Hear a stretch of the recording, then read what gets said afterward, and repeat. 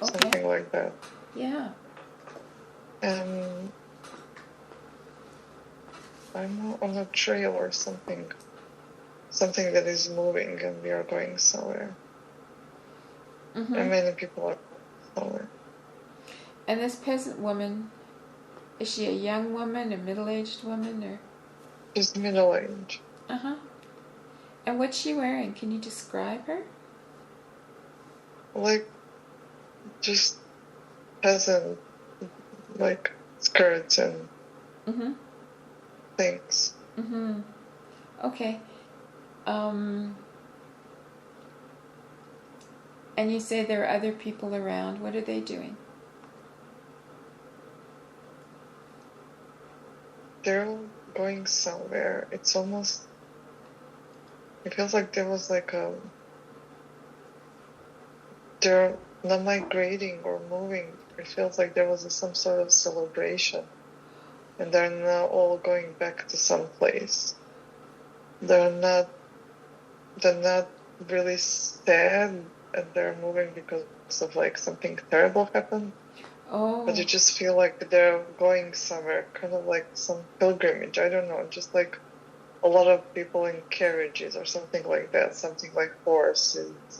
Oh, so they're carrying things and like they're really on the kind move. of. Yeah. They're not moving. They're just like moving to another place, but they're just like all together going somewhere. Yeah. Okay. So they're men and women and children? Yes, but Okay. she's I don't know. I can see through. She's almost like hiding some emotions. She's not sad. She's not. I think she should be a little sad, but she's not. And I think she has family, but I can see her family around her. Oh, okay. So I don't know if it's possible, but see if you can connect with her emotions and kind of talk about what she's feeling.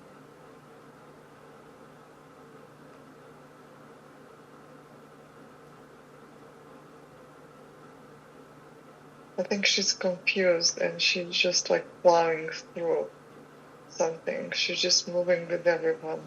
Okay. Because that's easier than to focus on something that actually happened or something like that.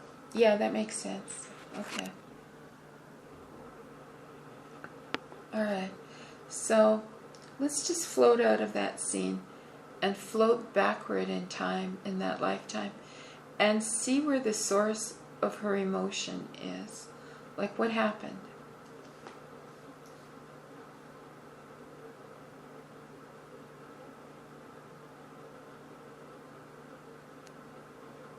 She's disappointed, and something didn't work out as she wanted it to. Mm-hmm. And she feels, I think she's ashamed of it. Mm-hmm. And she's hiding it for sure from others. She's pretending to have it all together. Mm-hmm.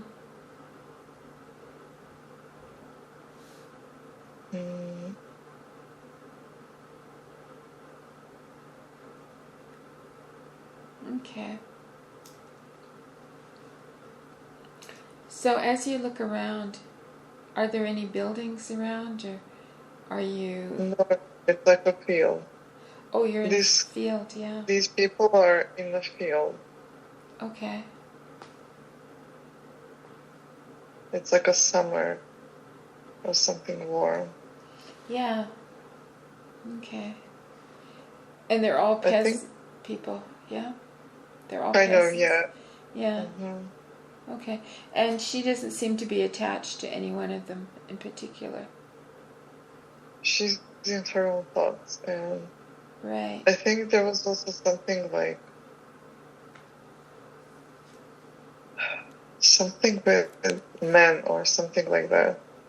I think that there was some kind of excitement. Maybe she was with someone, or and maybe she hoped for that to happen, and then that didn't go through.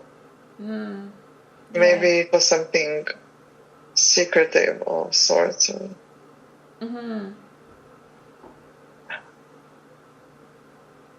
So the disappointment was as a result of some failed relationship, yeah? That sort of thing? I don't think there was a real relationship. I think it was just like fling on the side, and she was so excited about it. Oh, I see. But then even that, because I think she has her own family, and that's the reason she has to hide her feelings. Right.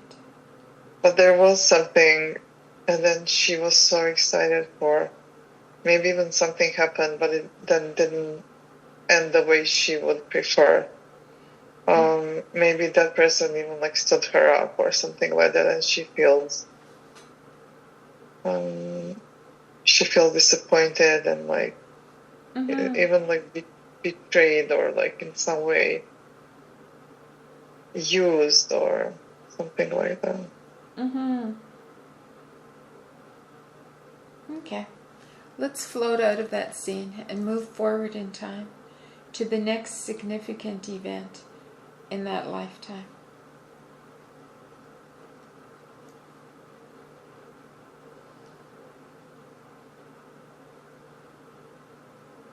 She's just very kind of miserable. It's not an event. It's just like kind of. She's been wanting, I think, to feel excited and to feel excitement in life. And that was kind of her chance, I guess. I don't know. Oh dear, yeah. Or maybe like to get out of that, not peasant life, but kind of boring life. I think she was just. She felt like she was born for so much more. Yeah. And maybe that was her ticket for something. Right. And she just looks back but it's not that event was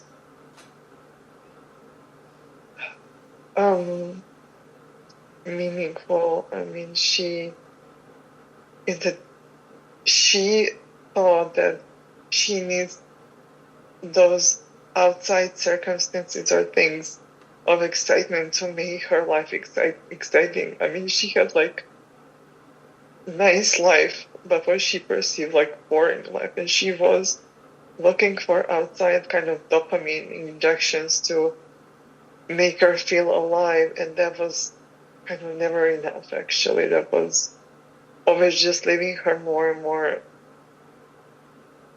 miserable. And I think it was that she's at a point where she perceived that it was all it was never meant to give her satisfaction in life, but her satisfaction in life, I guess, would come from herself, and that she didn't feel so she always wanted excitement from something that is outside of her, that she doesn't have it in her, and that in that way, I mean, that's something like she's not good enough, she can't make it, or something like that.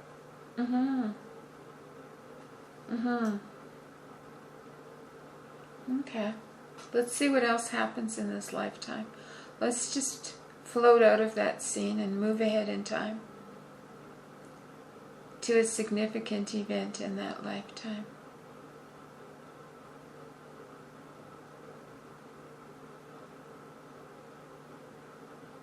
Maybe we can see where she goes. She didn't go anywhere. It's not like it wasn't meant. But she is more at peace. Oh, okay. Like it's the same. It's just her observing her life. Yeah. And I think as she was young, she was more like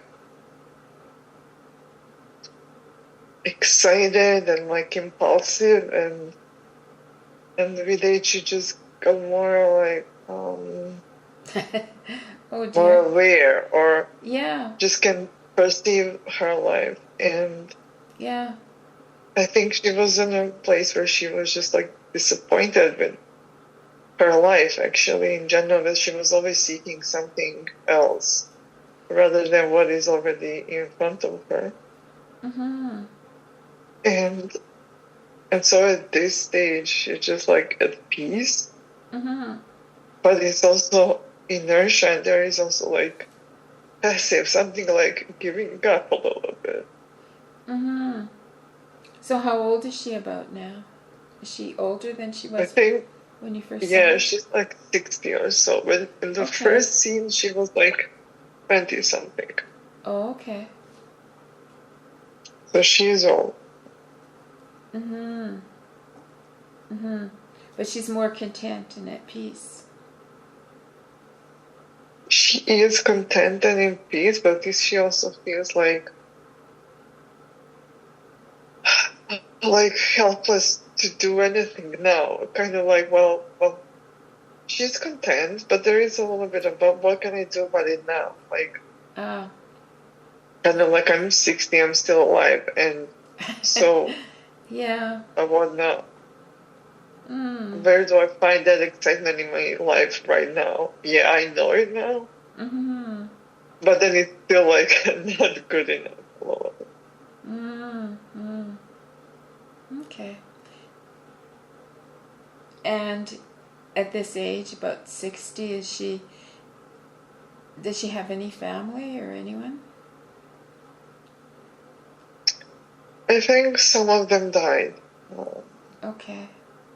I think she's more alone and also has more free time to reflect. Mm-hmm. But she's definitely lost that interest. I think she was just burned so many times that she lost interest into doing anything or pursuing excitement in life, that she almost like turning, well, not none, but just like, Mm-hmm. I think that she would still want to feel alive, Right. but she's afraid to Oh, yeah. do that in a way that she's not burned again. Yeah. Mm-hmm. Okay.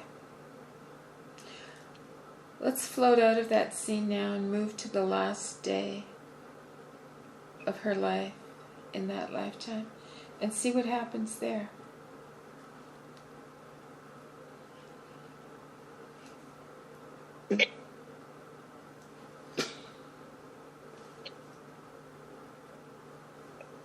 She dies alone.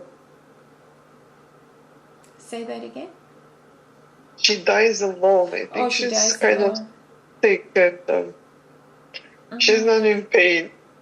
Okay. But she's not. She still feels Yeah. like her life was a little like a waste, like that she could done. That her life was good life, but she kind of wasted the opportunity to enjoy it fully. Mm-hmm.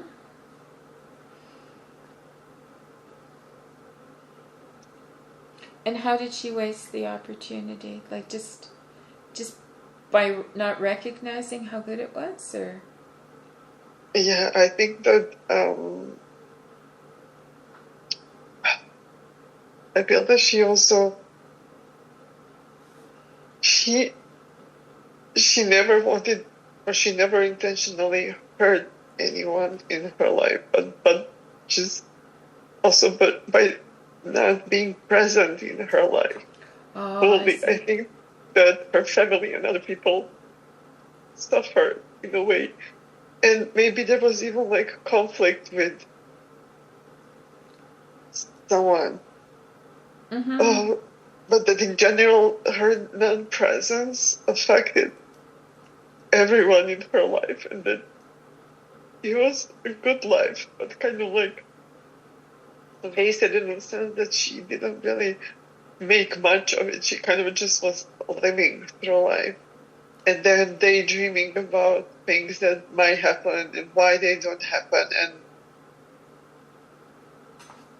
yeah, it was okay, but she saw that there was so many opportunities to actually really be present, or even if she would connect more to people that were with her, that would be more meaningful. But I do sense like there was like so much energy that she didn't know how to how to channel, I guess, and that the world that she lived in was too restrained. It was just traditional, and no one, no one didn't know how to deal with that. And then it's literally like excess energy, and that it was always like there was always need for more, but within constraints of that, I guess, cultural, genetic. Probably they actually probably will live in kind of sort of community or something like that, and that she felt very restrained by it all, that she wanted some sort of freedom, but without really knowing what it is. And even for herself, and she had these like excursions to things, and I don't think that they were all men in love. I think they were just her trying to act on her impulses and whatever was what that energy wanted, but that never really was also fulfilled or never really got to anything. It was also just like stopped at some point.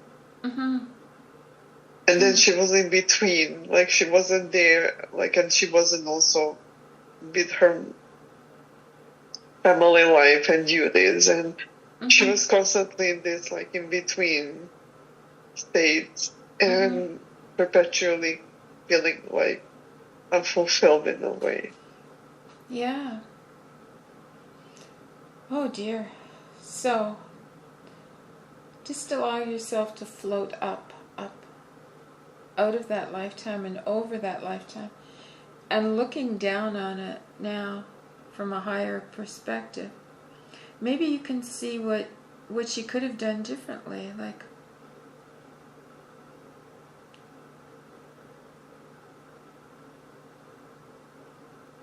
is there anything she could have done differently? I mean, she didn't have direction. She didn't have focus. Yeah, I think that in a way she was almost like ahead of her time. But she didn't, because living in that kind of environment, like if you're different, you're outcast, or so how do you like be yourself and within community? Right. And I think what she would have done differently. So it's almost like she was trapped in her time. Yeah. I think that also because of feeling burned. That got to her, that she got the belief that she's wrong, or that there's something wrong with her, that there's that made her believe that there's is definitely not right, or that she started doubting herself in so many ways, and then she became so passive and so like moving out of everything, but even from life itself. Right, but there was nothing wrong with her.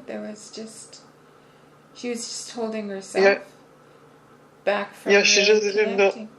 She just didn't know how to combine these two worlds. Right. How to and I think I sense like there was at the beginning a lot of almost like immature kind of childlike, but big energy.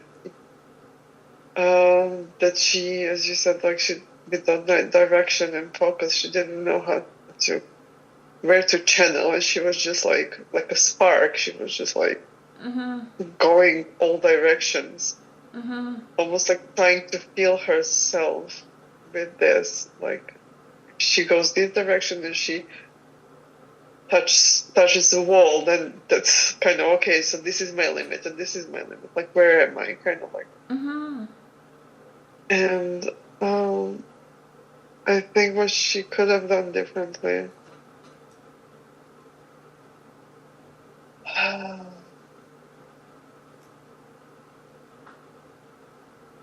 I think just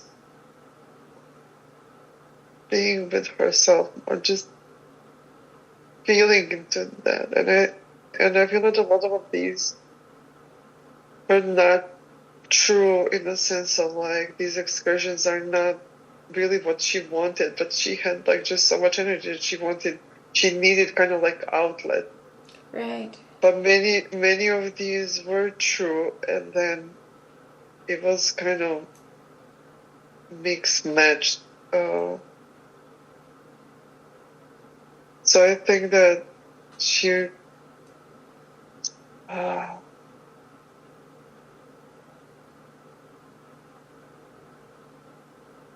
think her main regret is not being there for her family more, and that I saw that she still is very powerful, and if she was just more present, that everything will work around that.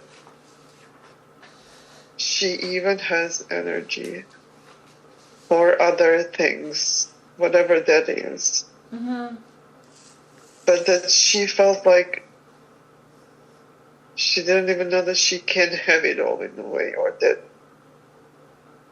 she felt a little trapped and like it's either or a little bit. I'm not sure.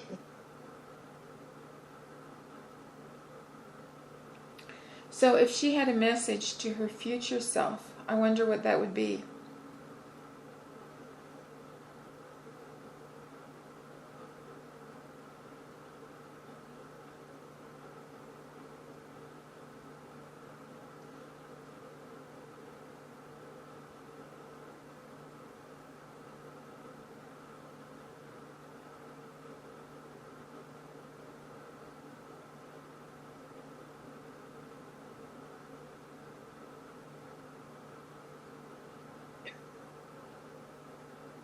I don't know, that she's so powerful. There's no feeling of like with all that energy, but when she's still, when she's feeling herself, like she's so powerful.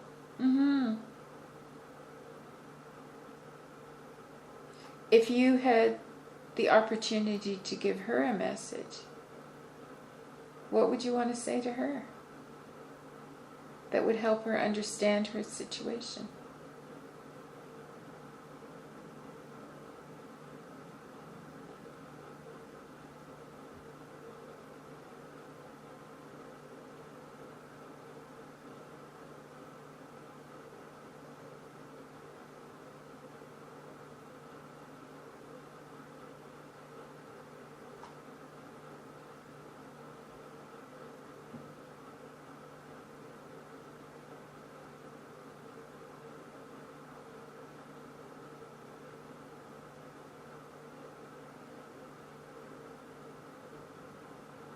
I don't know. I don't have a request.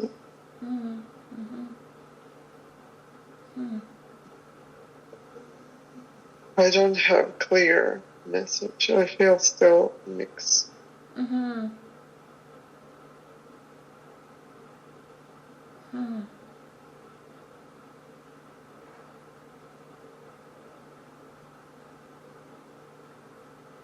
Do you think she could have had a more exciting life? Could you repeat? Could she have had a more exciting life, a more interesting life? Could she have? Yeah, was there something she was not doing? I mean, she wasn't present, right? You said that before. And that makes sense. And what was your question? Is there something she could have done to make her life more interesting, more dynamic?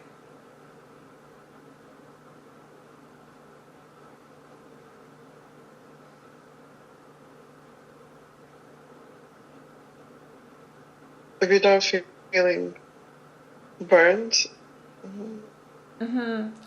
Well, yeah. I mean, she was afraid because she'd been burned. Yeah.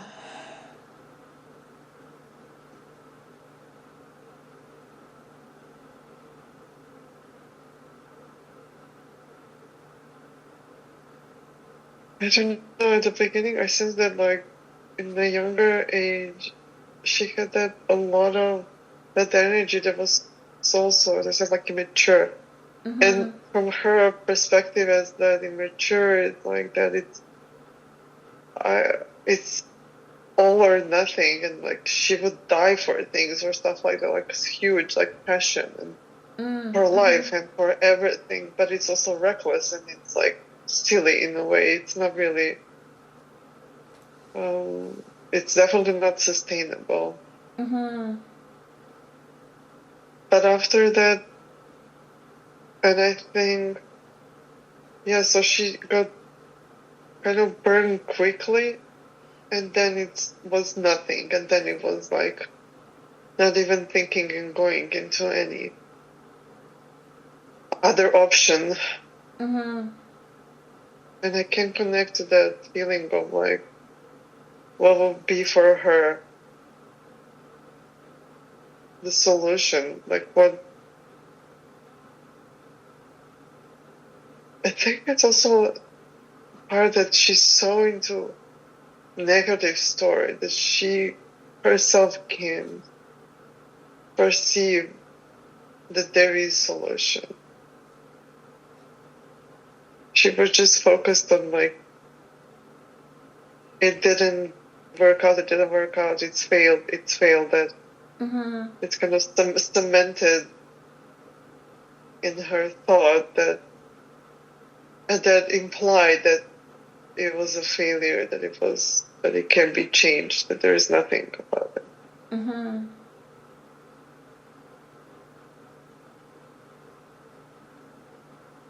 Yeah.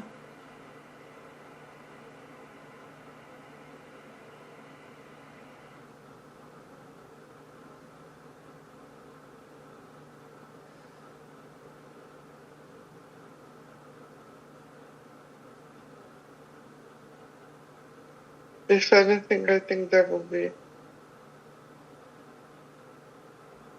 that she was in the prison of her own thoughts.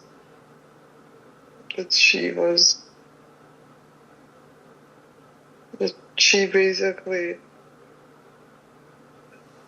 made a decision for herself, that she was her own judge. That it's failed and that she doesn't have any other option and she has to live that boring life or however she perceived. That she herself closed the door on life.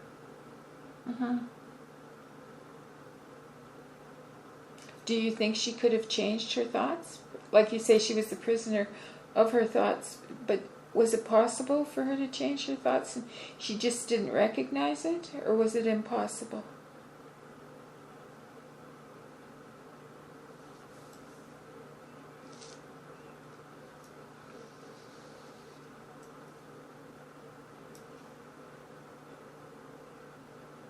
Actually, maybe even in that young age, it wasn't even possible because that energy like doesn't have an option, and because it was so like there was so much of it, because I think it didn't turn outwards, and then it turned just inwards, and then repetitively, no, it's not working, and just used for that kind of cementing. I actually don't think at that stage she didn't even have a choice to change. It was just so overpowering. Right. The same as like her bursts of like energy were overpowering that she could have done anything about that, Yeah. Yeah, so her negative thoughts reinforced what she was already thinking and feeling. Yeah. And if it, by the time it loses its grip, that she can even perceive what is happening, and that she perceives, I think then it felt too late, or Yeah. it was just then part of her life and everything, that it would take so much energy to change, or she didn't even know how to change. But she did become aware of it, that she brought that to herself.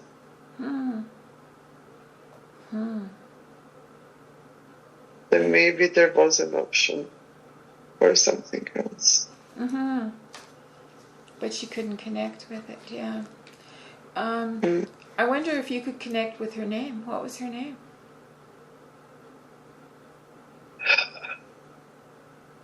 I don't know why Dahlia comes to mind, but I don't know. Dahlia. Oh, that's beautiful. Yeah.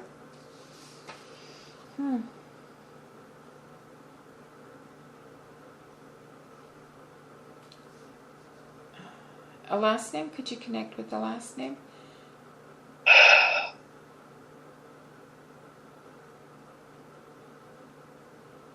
Something like Rock. Rourke? But it's not. There's more, but I don't. Rock something. Rocksmith? Rocksmith? Yeah. Okay. And geographically, any idea where she lived? I think somewhere in Europe. Okay. In like early 20, like 19, early 20th century, something like that.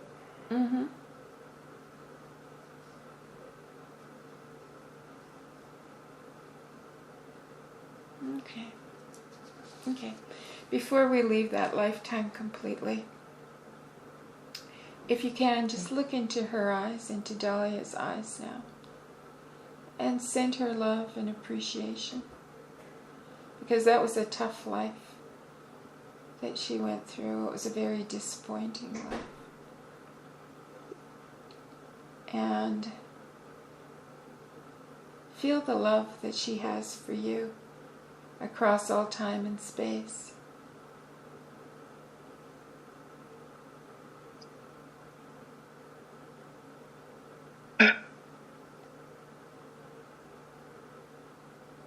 And bless her. Release her. And let her fade.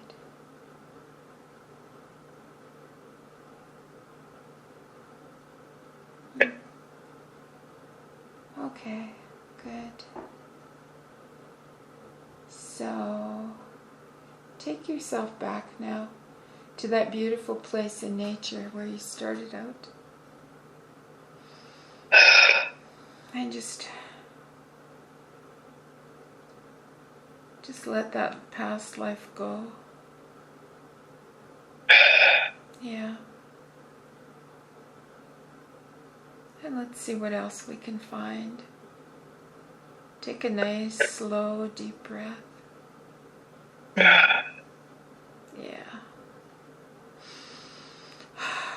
And just rest there for a moment. And just relax.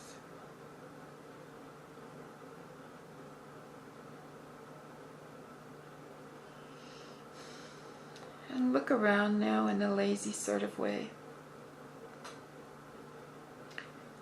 And notice that there's another path, one you didn't notice before, but now you see it, and you're curious as to where this one's going to take you. And you start walking on the path. And you can hear your footsteps on the path as you walk along. It's a beautiful day. It's just perfect. And you're feeling really good inside. Just walking along, noticing what's around you. Looking off into the distance now. You see a little cottage way out there. Really makes you curious. And you start walking towards the cottage. And as you get closer, you see that it is beautiful. It's as if it's out of some fairy tale. You've never seen such a beautiful little place. And you walk right up to the front door, and you put out your hand, you open the door, and you step through, closing the door behind you. And you find yourself in a hallway, a surprisingly long hallway for such a small dwelling. And you start walking down this hallway,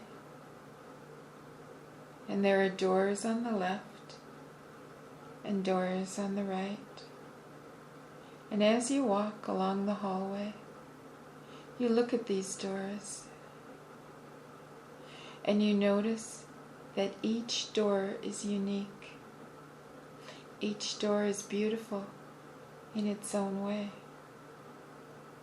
And you know that behind each of these doors is a lifetime that you've already lived.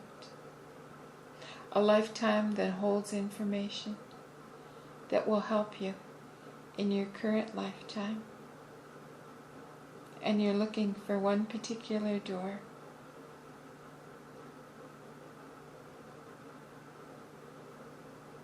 There it is. That's the one. And you stop in front of the door, and you really look at it. You notice its color, its texture, its size. You put your hand out, you open the door, it opens easily. You step through, close the door behind you, and you find yourself automatically in a lifetime that you've already lived. As it comes into focus, start to talk about it. It's all gilded and gold. It's number 13 at the door. Oh, okay. And it's just so bubbly and decorative and something for amusement, and I don't see anyone. I just see like a feeling, something a little bit high-end for its time, something beautiful, luxurious. Right. Something a little excessive.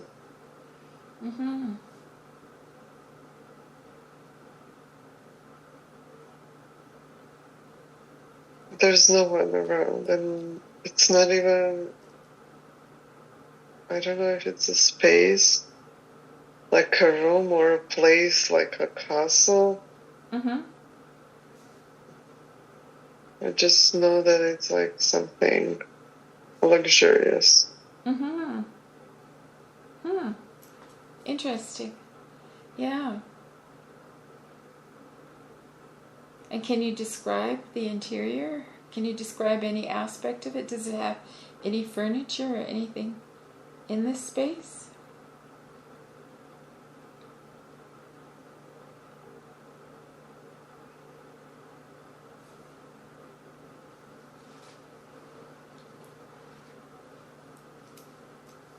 something about like oval wood carvings that are like beautiful and I guess excessive, and that those are like chairs or like tall chairs.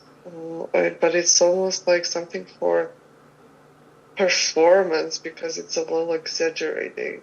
Everything is excessive.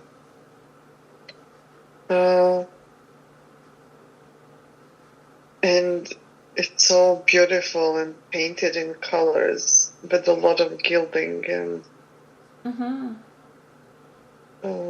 shine, and the light is beautiful, but it almost feels like it's just standing there, maybe waiting for something or for someone.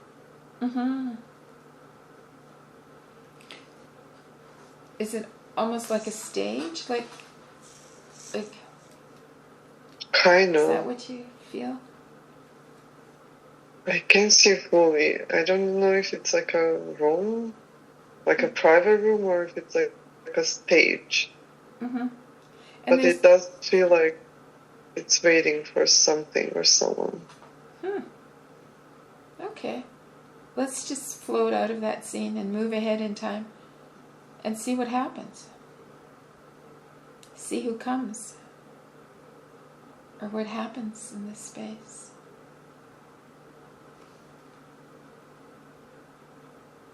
It is some kind of play, something. And I think I am a woman who's sort of facilitating it. She's standing around behind the scenes in a way, and she's orchestrating everything, kind of perceiving if people are seated, and then the play can begin, or what it is. Only it's not fully a play. It's almost like something real that people can hear or participate in. Maybe it's like a speech of someone important or something like that. Oh, okay. All right. Do you see any people in the scene right now? Yeah. People are being seated. Okay. In their places, but those chairs are empty still. And she's just moving around and seeing from the backstage like how it all. I think she's the one, or she can give sign to those important people to go up the stage. And when you look at the people in the audience, how are they dressed? Like what? How does it appear to you? Like what time? They're all nicely dressed. It looks like the French thing with like white wigs and like something like that. Oh my! Okay, yeah.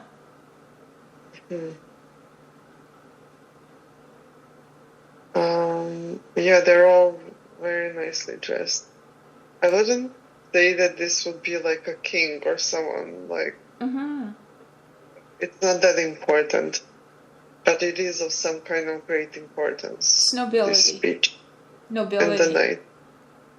Or aristocracy, yeah? Yeah. Sort of thing? Yeah. Okay.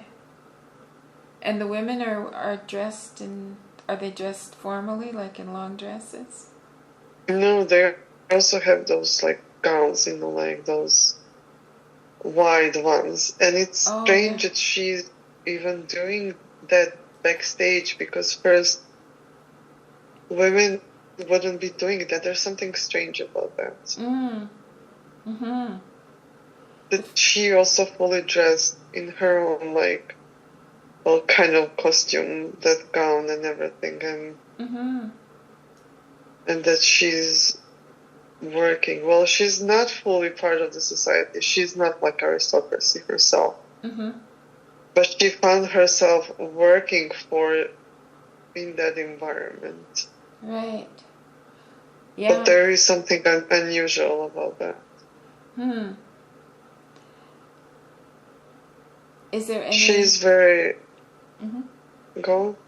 Is there any music or anything that you can hear? No, it's actually not an entertainment. I see that. Okay. And she is... so I get that she's authoritative. She has authority. Right. How do you say that? And she's very much like, I would say powerful, but she's clear-minded, and she knows her power, and she's kind of very much aware. And I think that she has like subtle way of understanding the needs of the aristocracy, but also and kind of making those needs happen in a way that is like different. I almost feel like they feel confident confining in her or trusting her to do some things for them, and that she orchestrates these. But she herself is so powerful that she almost feels like she's manly in a way, that it feels like almost like she's wearing these costumes because the time is like, if she's a woman she has to wear, but she feels like independent, in that way powerful. I don't think that she's even married or that she has anyone. It feels like she's, even in that way, much just on her own, kind of autonomous. That autonomous, yeah, and that I think is also very unusual for that time. Right. And there's like striking like clarity about her. She's just so clear.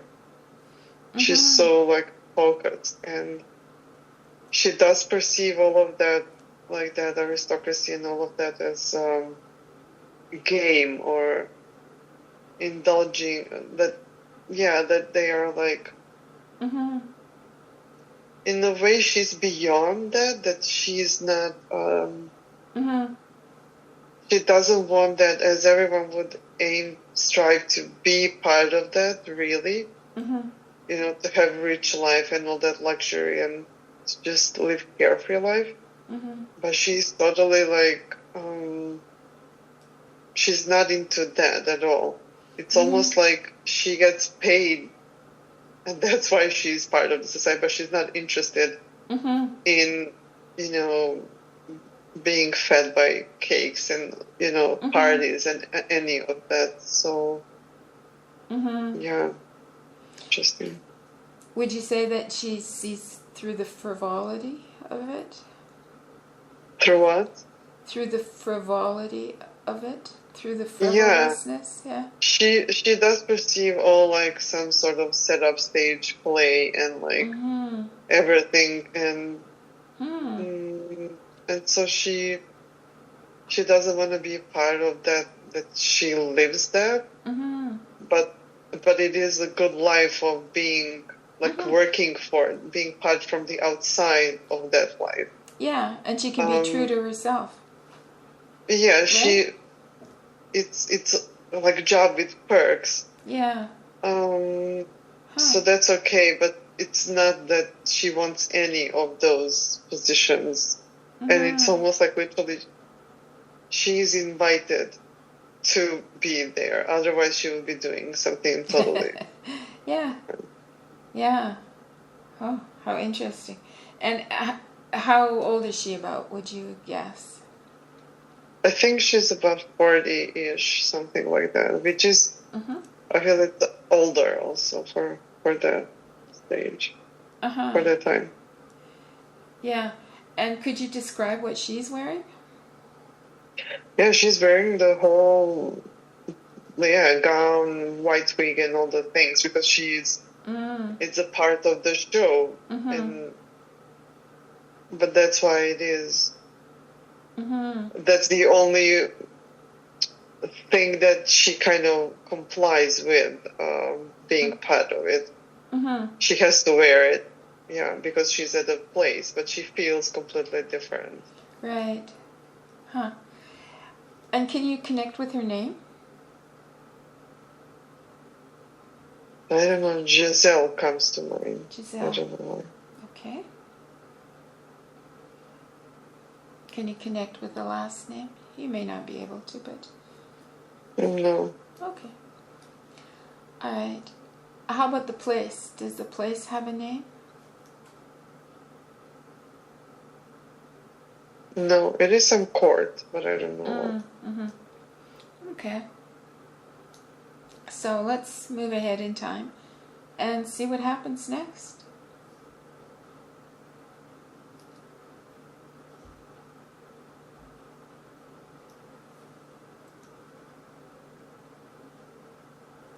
Well, it's after that actually night, and she's home, and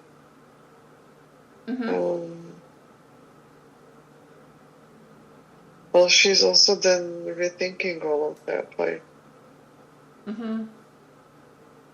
is she also playing a role, even though she's not buying into all of that? Like, is it also meaningful? What's the meaning of all of that? Why is she even playing that small role? There is a little bit like sarcasm in it, because she feels like, she does feel like she's better than all of them a little bit. Yeah. Like, she's there for money and for like perks, but she doesn't believe in any of it. She thinks it's all kind of ridiculous. That prestige and everything, and they're all like kind of empty, and it's all shells actually. But then she does participate, facilitating that life. So she's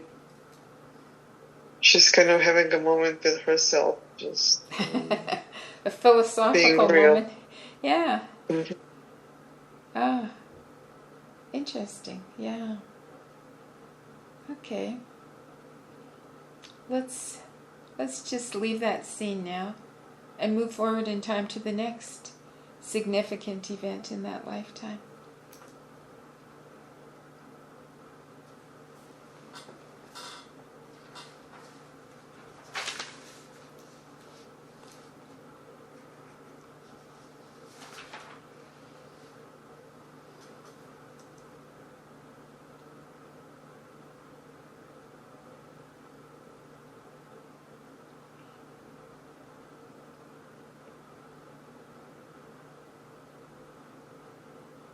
Nothing comes really. Oh, that's okay. All right. Let's see if we can move forward in time to the last day of her life in that lifetime.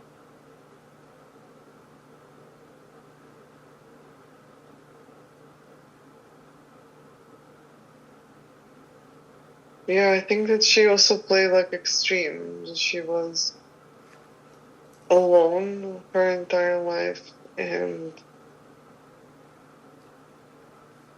she did feel like great like power in her. Like, she was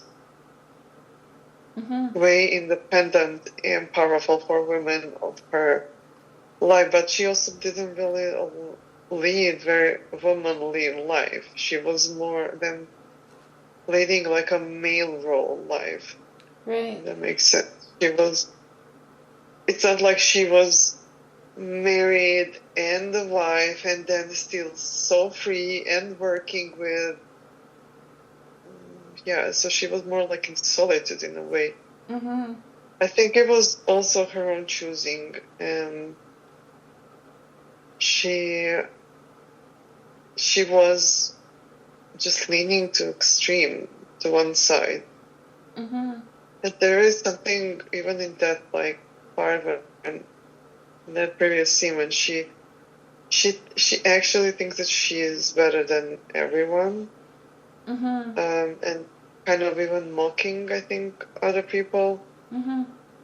But that's also not the whole truth. Like, it's not true that like she is better or that they are, or even in general, like I think putting herself above or someone else below,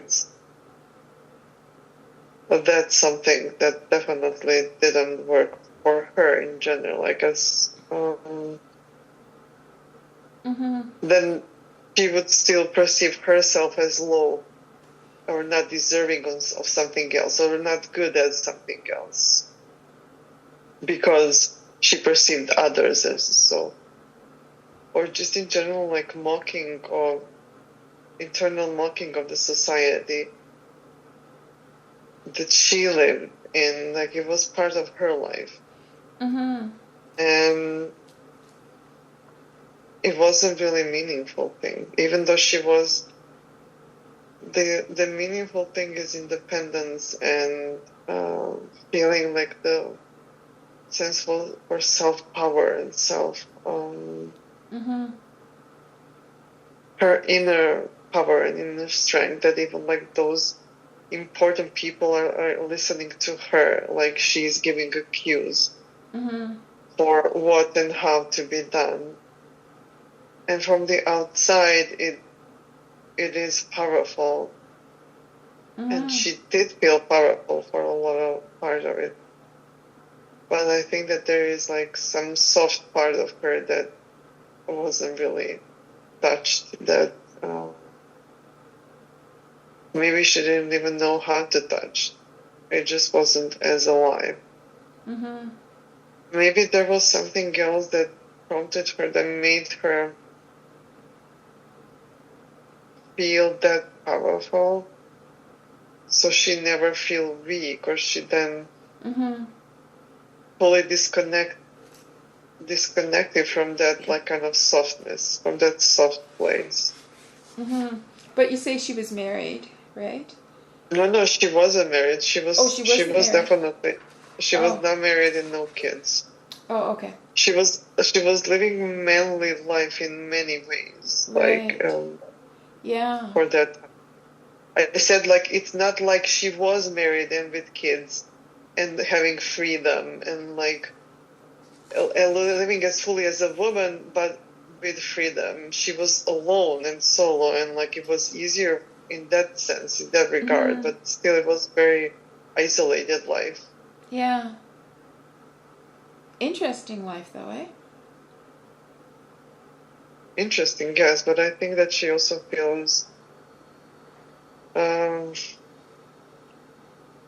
think that she was definitely shielding and protecting herself from something by being so powerful and independent. And I think that at the end of her life, that she perceived that it was overly, that I think that something might even happen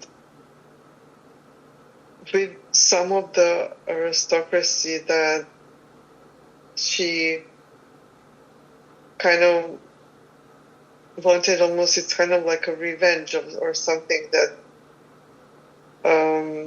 that they depend on her, or maybe she was mocked or something like that, played small, and that she took it as like, or you're gonna see, something like that, and then not those specific people, but someone else in that same important like status depends on her, and that she dictates their life in a way, and that's why she's mocking them, but that at the end of her life she perceives that it's of no value because it didn't bring joy to her life.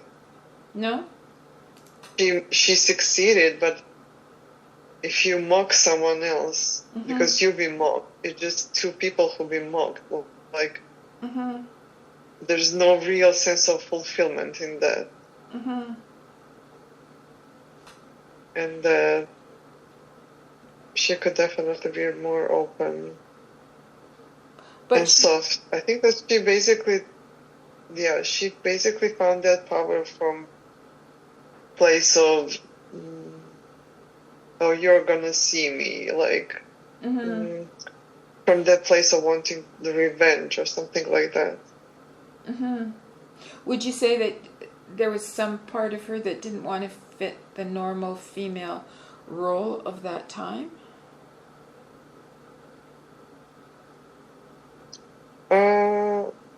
Partially.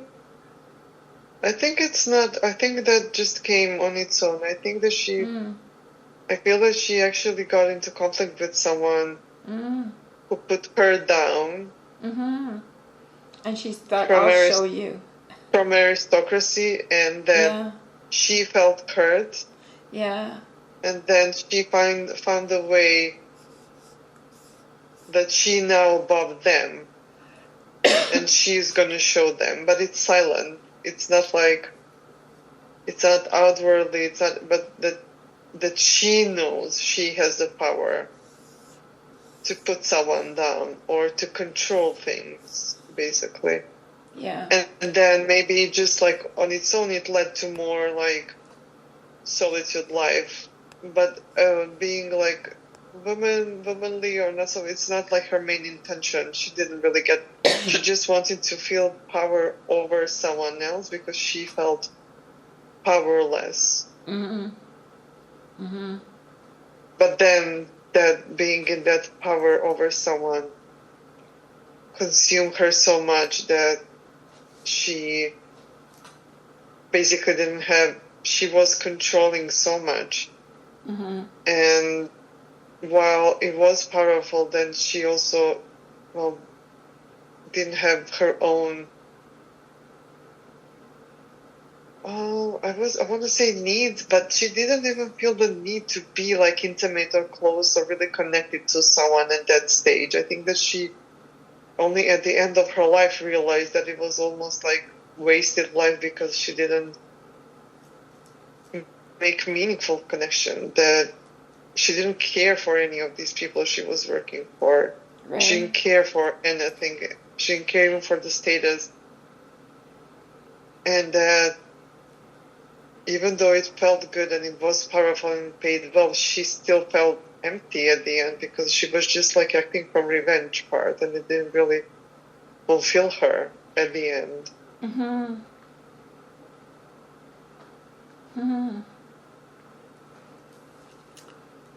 Wow. Okay.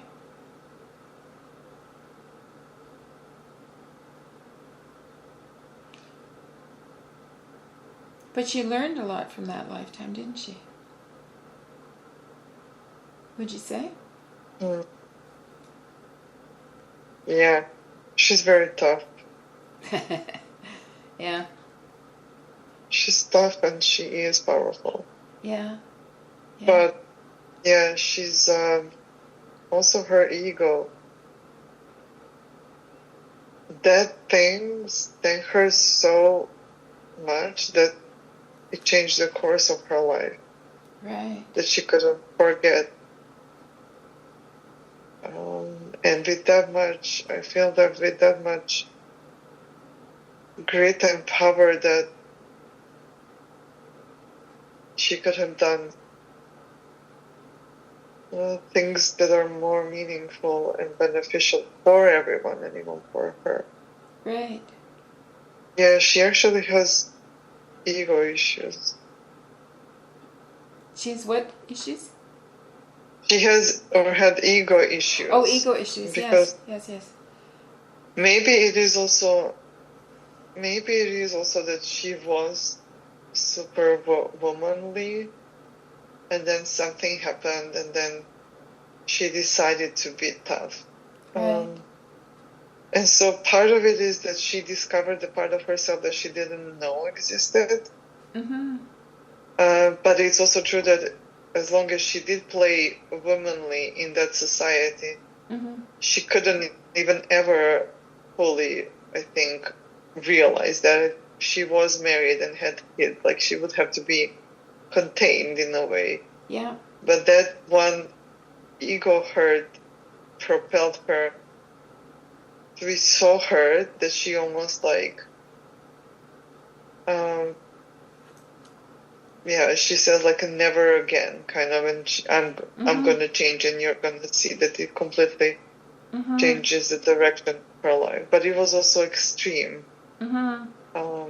But maybe even in that time there was an in-between option. Is that what I'm saying, I guess? Yeah. That's really interesting.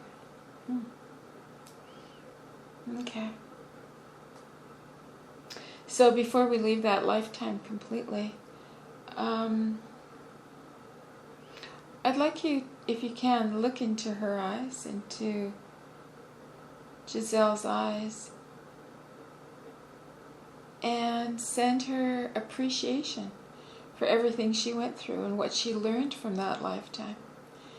Because that is a resource that you can draw on. She is a part of you. She will always be a part of you. And her strength and her determination, those are resources that are within you.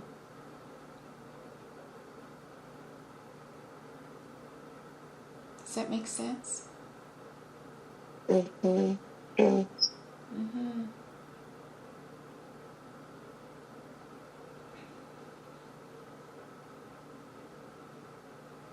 And maybe you have a message for her at this time. Maybe not.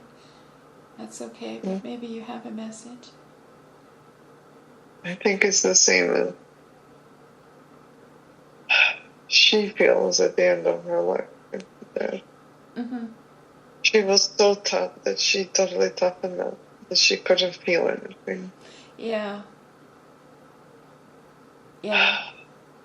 And feeling powerful without losing yourself is really like the middle. Yeah, and you can see that, yeah. But she did explore her strengths, didn't she? Yeah, but she did definitely feel, at the beginning of her life, she did feel that warmth. Yes. That gentleness. So she, on the other hand, was able to implement it all. And even with her whole power, she was able to do whatever she wanted, like literally. She again also just didn't know that that's an option. All of it. She was extreme to another side. So she just, her hurt closed her also on another end to think that it's only that. But there was an option too. And she knows it. Okay. So just bless her now and release her, let her fade. And float back to that beautiful place in nature where you rested before. And just see how you feel. See if you maybe need a washroom break, or if you're good, just scan your body. And see if you're ready to look for another lifetime that might help you in some way.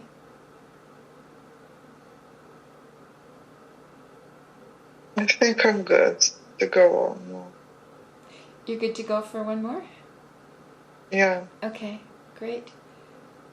So just take a nice, deep, slow breath and reconnect with that feeling of deep relaxation. And look around and notice what a beautiful day this is and how good you're feeling inside.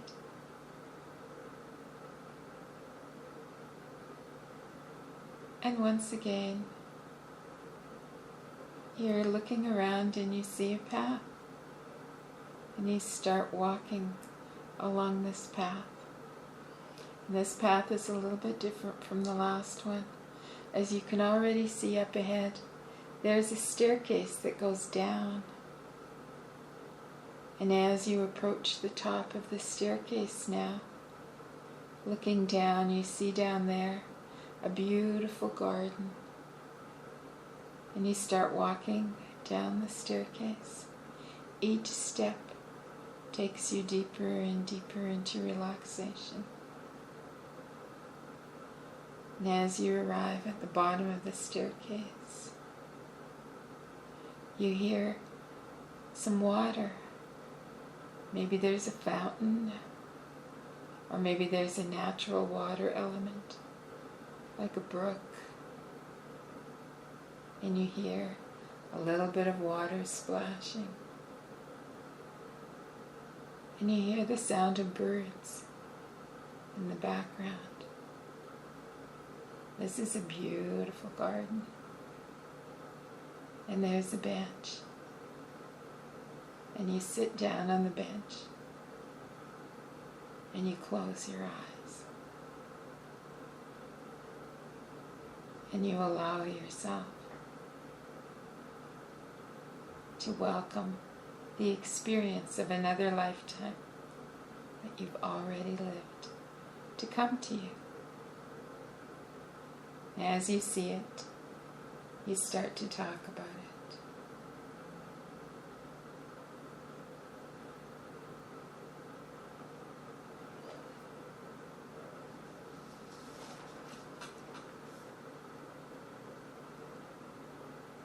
Like a bird's beak. Birds.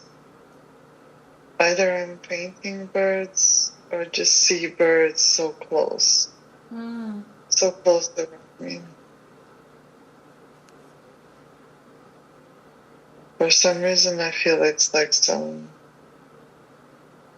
China, Asia, and maybe it's even the decoration has like birds on them, like painted or something like that. All right, yeah.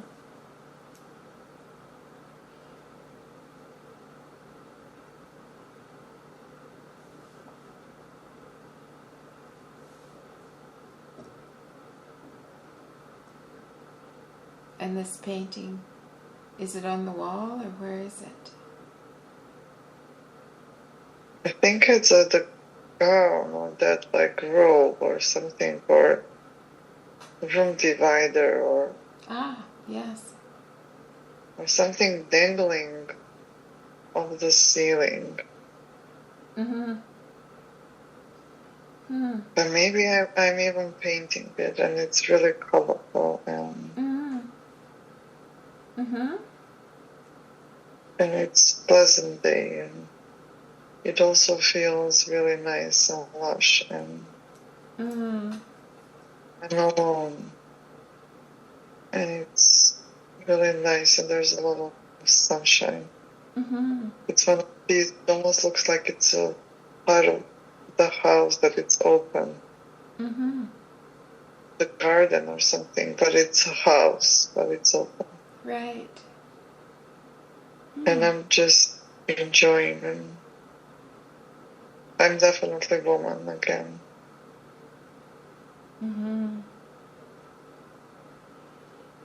And can you tell whether you're a man or a woman? Sorry? Can you tell whether you're a man or a woman? Yeah, I'm a woman, definitely, again. And this is all for me, this beauty. It is beautiful. It's like a perfect, like a daydream moment of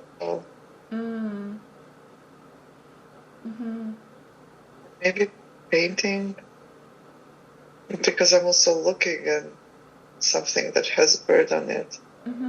That's what I'm painting, and but there are also, I hear birds around, and there's something like a red curtain or something like also beautifully decorated, but it feels so almost like unreal. It is beautiful and I am aware of it and I am taking it all in and taking my time to enjoy it. And it's kind of like a perfect life. Wow. someone can imagine a perfect life, that would be it. Yeah. Huh.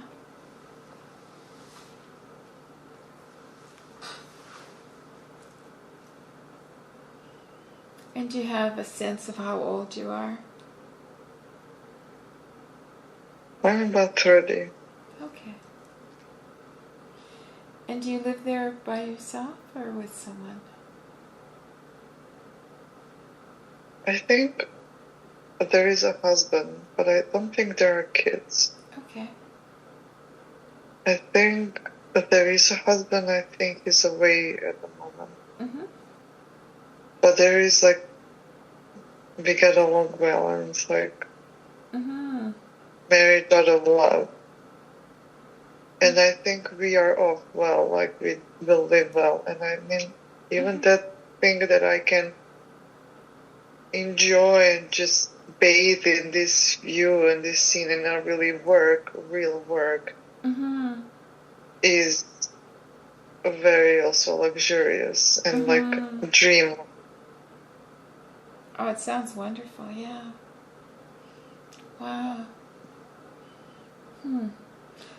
And yeah, and our marriage is good. It's really out of love.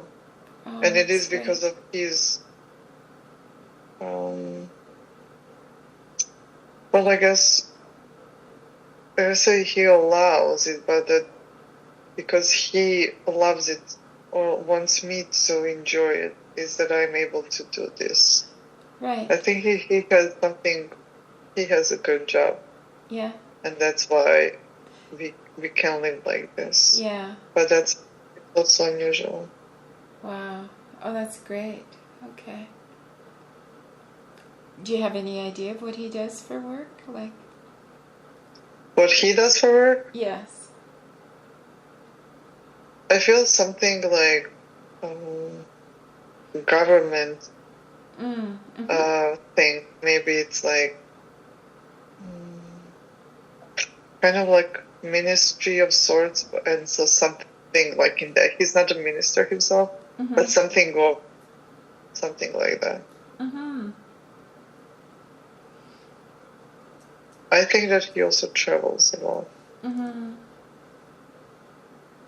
And when he travels, does he travel alone or do you go with him? He often travels alone.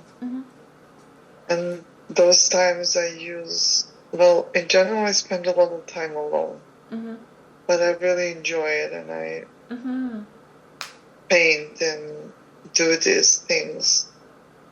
But there was something about that, it's like I really enjoy being present with all of these things. Like I really kind of don't take it for granted, or I'm just aware of all this beauty. And if there was a thing that I'm doing, I'm enjoying beauty all day long. Oh. So I never feel like bored, or I never feel like I'm alone, but I'm fully working in enjoying the beauty. Yeah. Oh, and wonderful. I don't mind being alone.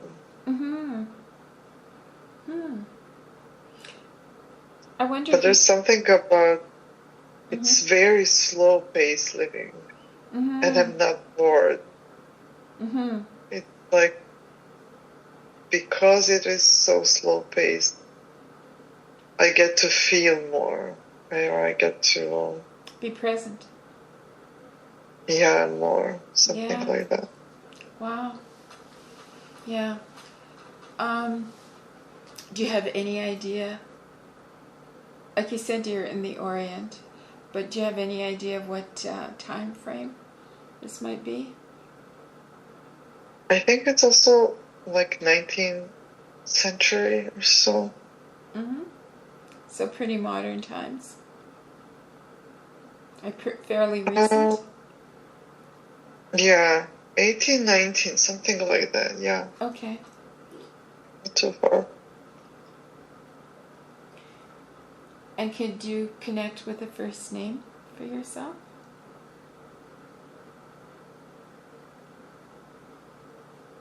It maybe sound like Yo at the beginning, but I don't know the full name. Okay. And your husband? Can you connect with a name for him? No. Mm-hmm. That's okay. Do you live in a city? Or in the Yeah, countryside? just not in the center of the city, somewhere a little bit secluded. But yeah, in the city, because he works in the city. Right. But on the outskirts, maybe, yeah? The suburbs. Maybe just like a quiet area or something like that. Oh, okay, yeah. Can you connect with what city? No. Okay, that's fine. So, when you paint, what do you do with your paintings after you've, completed them? Do you know?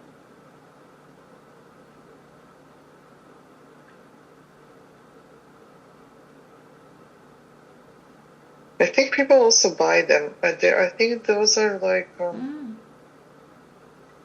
something that also can be used in space, and can be like decoration, decorative in that way. Maybe like those wall dividers or something like that. Right. I think there is part of the work, the meditation of painting, and how I enjoy it. Also, that's why I do it. Mm-hmm. Because I don't have to do anything. Mm-hmm. But I think I do sell them also, because I just have them and people like them. Yeah. Oh, well, that's great. Okay. So let's see, you're about 30 years old now. Maybe you can just move forward in time and see what happens later in that lifetime.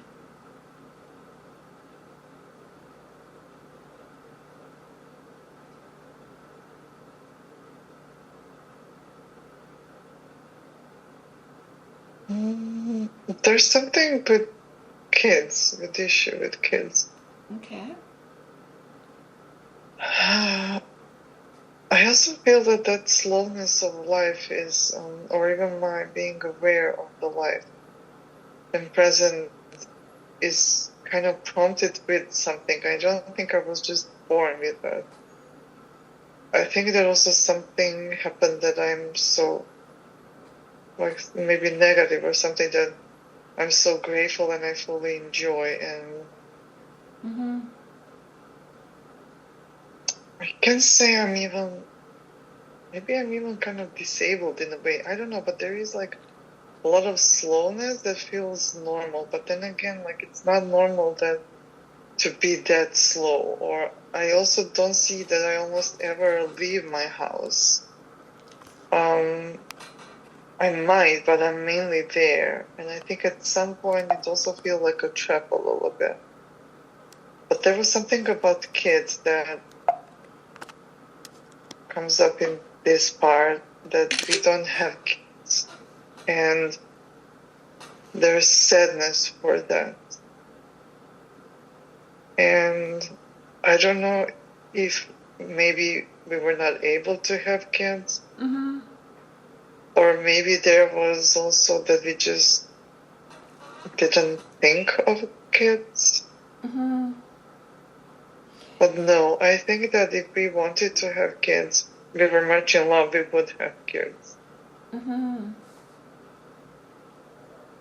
Maybe I couldn't have kids, or maybe something was, and maybe that's why I was focused on painting and other things. But there's just like overwhelming sadness for not having kids. I think I'm like 50 or so. We are 50, and we had a beautiful life, and it just, we have everything.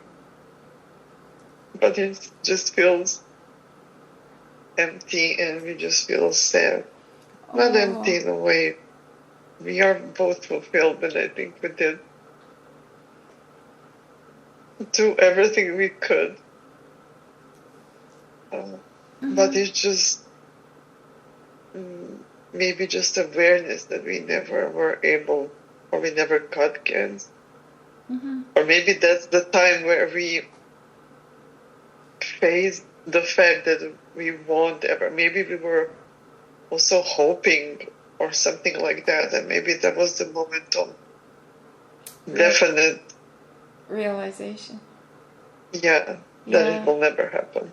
Yeah. Oh, gee. Huh. And your husband, is he older than you or about the same age? About the same age.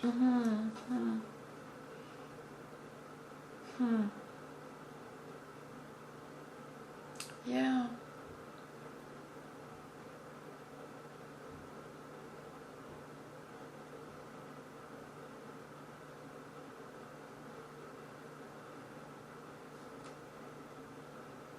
So let's move ahead in time now to the last day of your life in that lifetime and see where you're at there.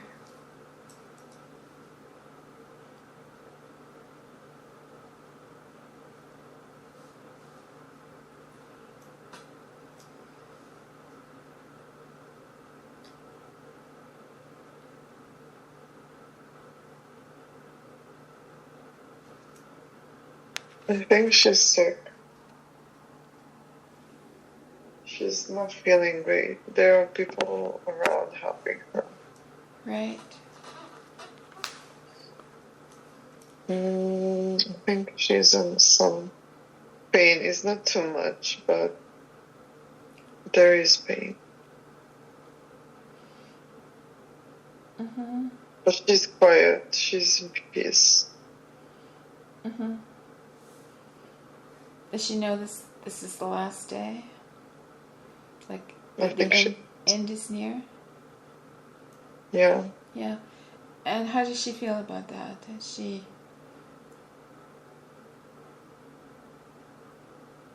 she okay with leaving? She's okay. I think that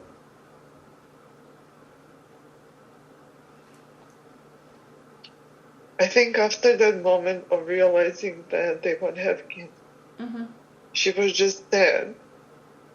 And she was overwhelmingly sad, or predominantly sad. And maybe she almost felt like life is not really worth living. Right. Not fully, to some extent, that her life light dimmed a little bit, and that it was kind of degrading from that place. And maybe, when I look back, maybe she was enjoying all the work and all the beauty of life, but maybe it was kind of that she was waiting for something else, or that she was waiting for a moment for a real happiness, which would be maybe kids. Or maybe she was even like, okay, like that's happening now, let me enjoy what I have now. But it was always like in this connected to kids, that it's that she was always aware of kids not being present. That was always with her, no matter what she had done. And then I think it kind of like was casted like a little bit of shadow to everything that was beautiful before. And then after that moment, maybe she just couldn't even really see the beauty. Maybe she wasn't, or maybe she was almost like putting an effort to see beauty, but it wasn't really so true. Not really sure fully. But she was definitely sadder and sadder and sadder. And how old is she now? I think she's around 67. She's something like 67? Okay. Yeah.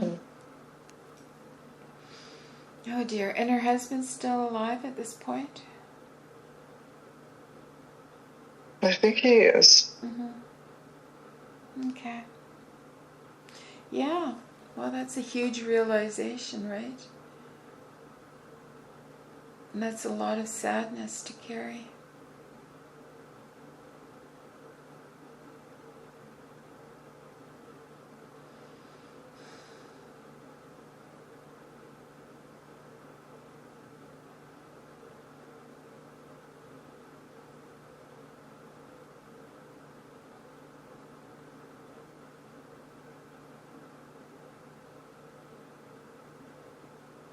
I think that... Are you here? Yes. Yeah, I'm here. I think that maybe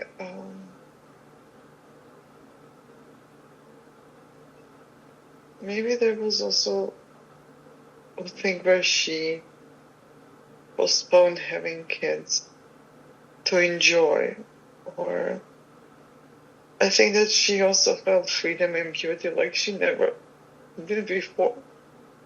Mm-hmm. And maybe she then postponed having kids, and when she wanted to have kids, that they couldn't have kids. Yeah. So she had regrets.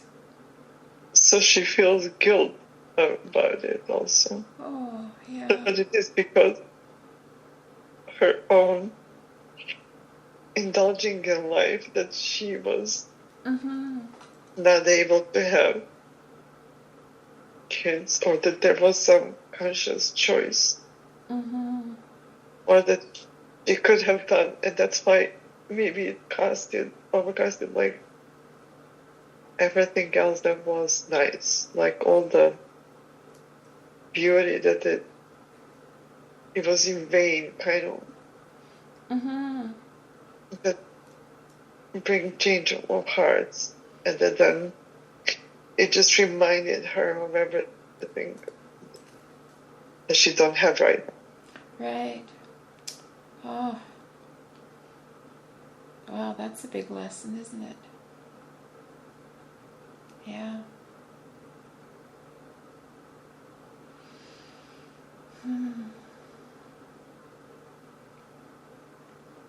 But she never had like,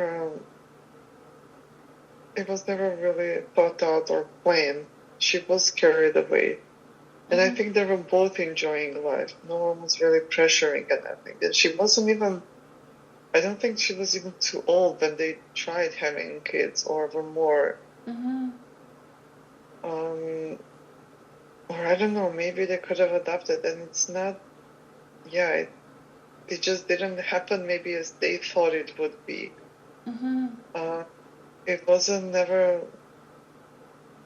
malicious or nothing like that. It was just like they wrongly estimated time, thinking that there's time in life. Maybe they were just living in that abundance of everything and thinking it's going to be there forever, kind of way. Yeah. That's And understandable. Yeah. They just found themselves in a moment where it didn't work out as they thought. Yeah.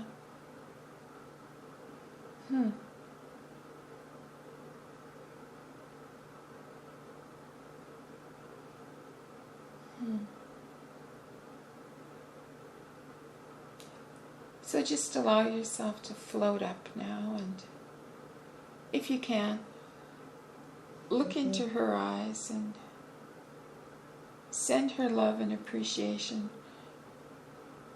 for everything she went through in that lifetime. And maybe you have a message for her.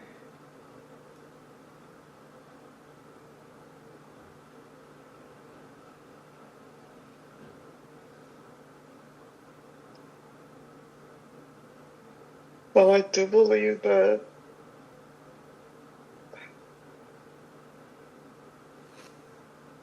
every beauty, like, experience like that so deeply, it is meaningful.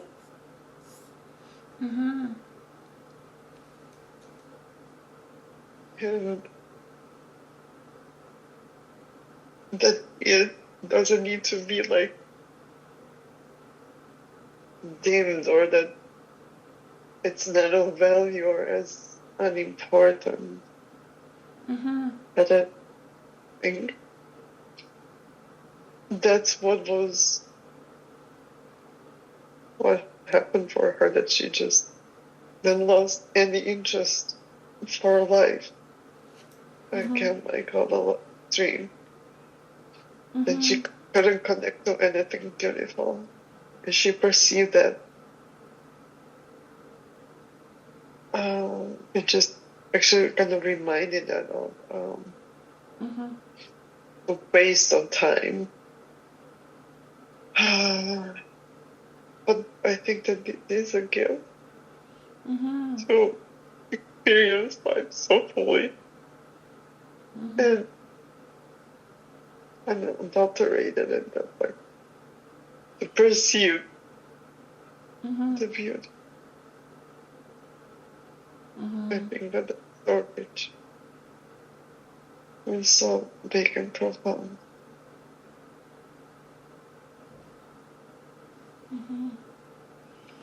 And you said she was feeling, towards the end of her life, she was feeling a lot of guilt about that. Yeah, right? I think that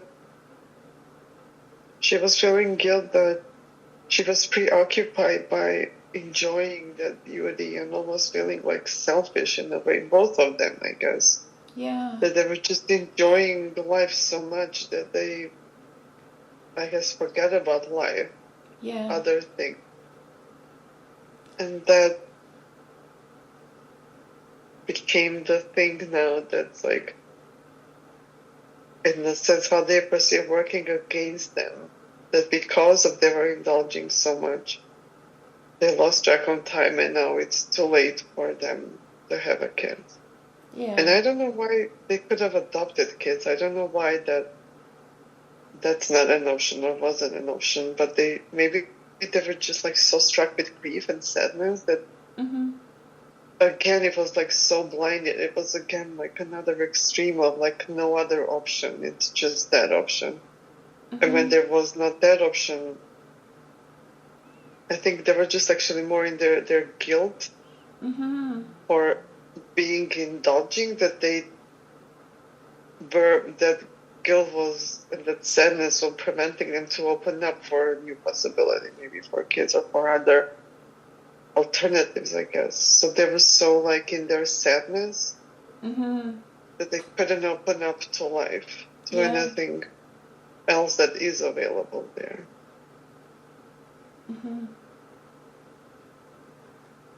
Yeah.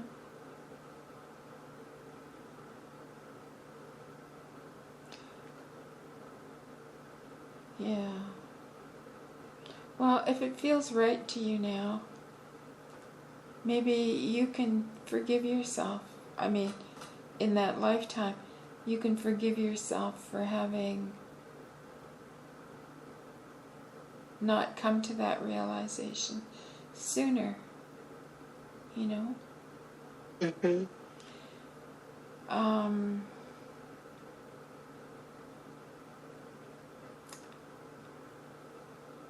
And even down the road, I mean, you know, if you realize that everything she went through for you, you know, because she's a part of who you are, right? And will always be a part of who you are. So, if you can find it in your heart to forgive her indulgences, as you say, maybe you can let go of that guilt, you know, and leave it in that lifetime. And leave the beauty to live. Yeah. Well, you brought the beauty into this lifetime, right? So you're very aware of aesthetics and beauty. Yeah. How do I forgive myself? Say that again. How do I forgive myself? Just show some love and compassion to your former self. I mean, we don't have a name for her, but when you think of her with kindness and compassion. You know, she lost track of time. She got lost in the beauty of her life, you know.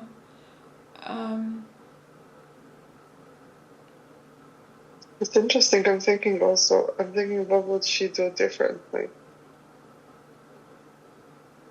For some reason, I also feel like maybe nothing would be different. Maybe they just couldn't have kids.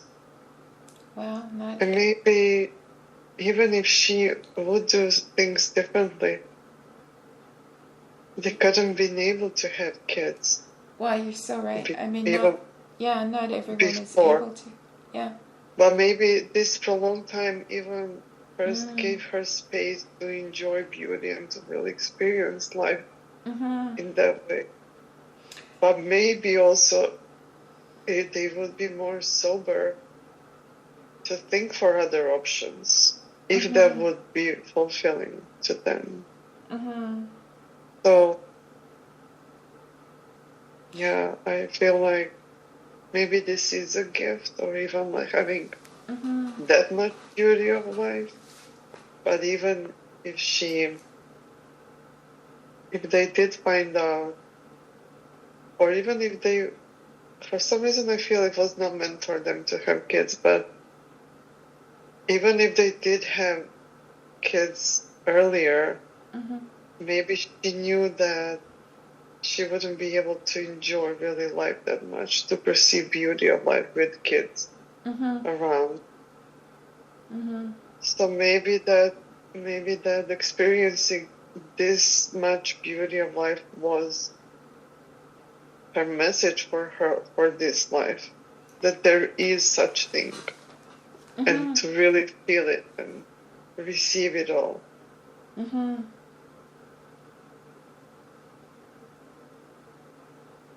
And then not having kids around, but just helping her to experience it.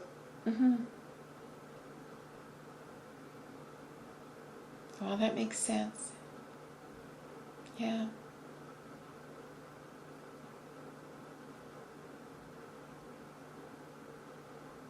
But I do forget, because I know that there was totally pureness of heart. There was nothing negative included. And if anyone, it was just two of them that were hurt by that. But then there was no need for her to feel guilty about it, right? Yeah. So maybe you can give her that message. I think that what she had actually done is, unlike others, she was actually following what feels true to her. She was really living close to herself. And that is, I think, the message, even though, again, she felt like others, that following what you like and what feels good to you can still make you feel burned at some point. Like it's not totally safe to... You can't have it all, or it's not totally okay. So there is that, but she definitely... Or that you have to pay it with sadness now, so that there is like, nothing comes for free. And whenever you do, like, let yourself fully be who you are and follow that, it always comes with some sort of negative on the other side. But she definitely did follow that. And I think that she lived like the most true to herself.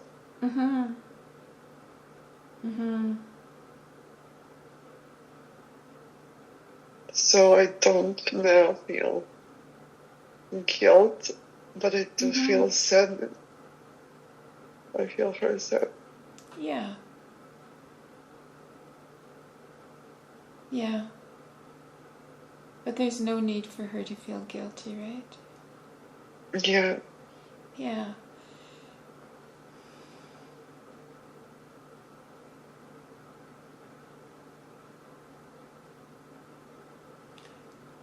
And don't you think that it's human nature to feel sad about what could have been?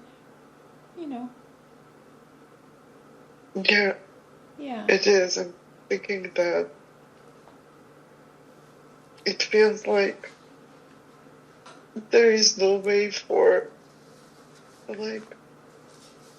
you to either have it all, or that you do follow what feels good to you and still feel good at the end. Mm-hmm. That it comes with a price. And then that's it. It comes with a caution, and so next time you don't follow what feels good because you don't want to feel sad. And so you always pay some kind of price.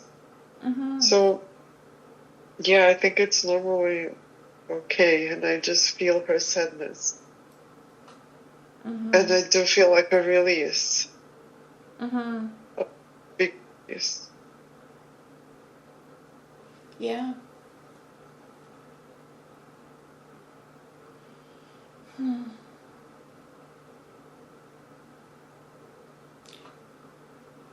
But when you consider, I mean, she had a good marriage, she was in love, right? They were happy. It's like you say, maybe you can't have it all. I think that she was also a little bit thinking that if she was also in some way unstable a little bit because, or maybe both, maybe they both live in that imaginary world. It was real, that's true, but also if she was more really on ground, she was here, she would be able to grip and to continue life and to find joy and beauty. But just the way that she totally thrown everything away is again a little bit of all or nothing story. And I want to say she was not stable, or what I'm thinking is that maybe even that art and life, it wasn't even really that real, because if it was all cloudy, it could be just swayed easily like that.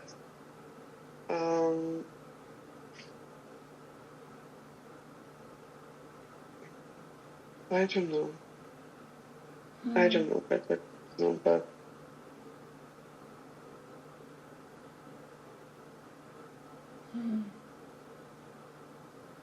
Well, as they say, it's food for thought, right?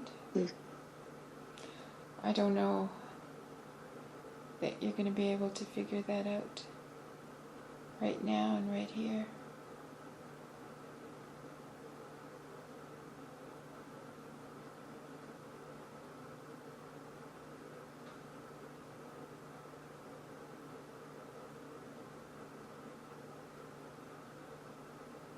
I'm just only thinking that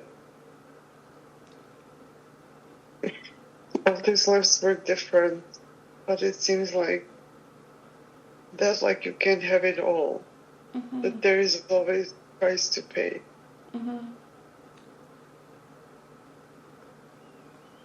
That seems to be true.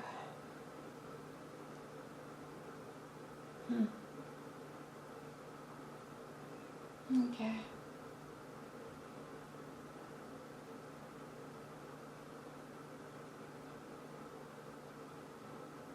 So, going to bring you back to normal consciousness now. And just know that you can bring back anything that will help you in understanding your soul's journey. But at the same time, You don't have to burden yourself with anything. If there's something you don't want to bring back, you can leave it. And slowly, slowly returning through the levels of your mind, bringing back the information that you have recorded, slowly coming back through the years into what we call the present life, the here and now. And in a moment you're going to hear a counting up from 1 to 10, and as you hear this, you will reorient yourself fully into the present. At the count of 10, you'll feel wide awake. You'll feel refreshed, better than you did before. You'll feel balanced and happy. Coming back slowly now. 1, you're stepping firmly and fully into the present. 2, you're feeling totally normalized at every level of your being.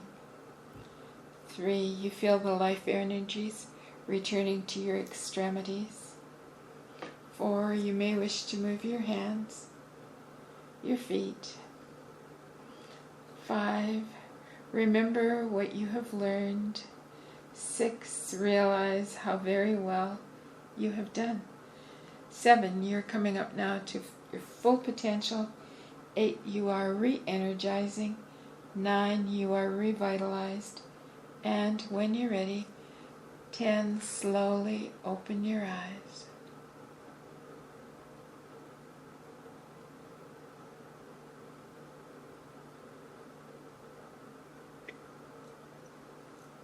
And welcome back.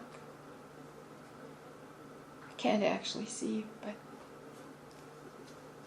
there you are. Oh, there you are. Okay. Well, you did great.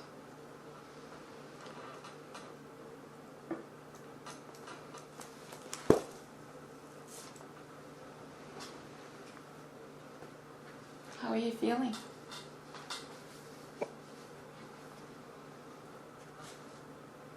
I think I still feel sad for this Yeah. past life.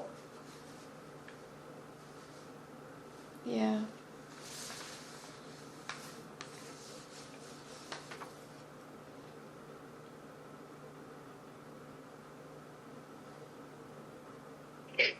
But I have, overall, I have like thought of like, is this really? Because I feel like part of this I was imagining, part of this I feel I was just making up all of these stories.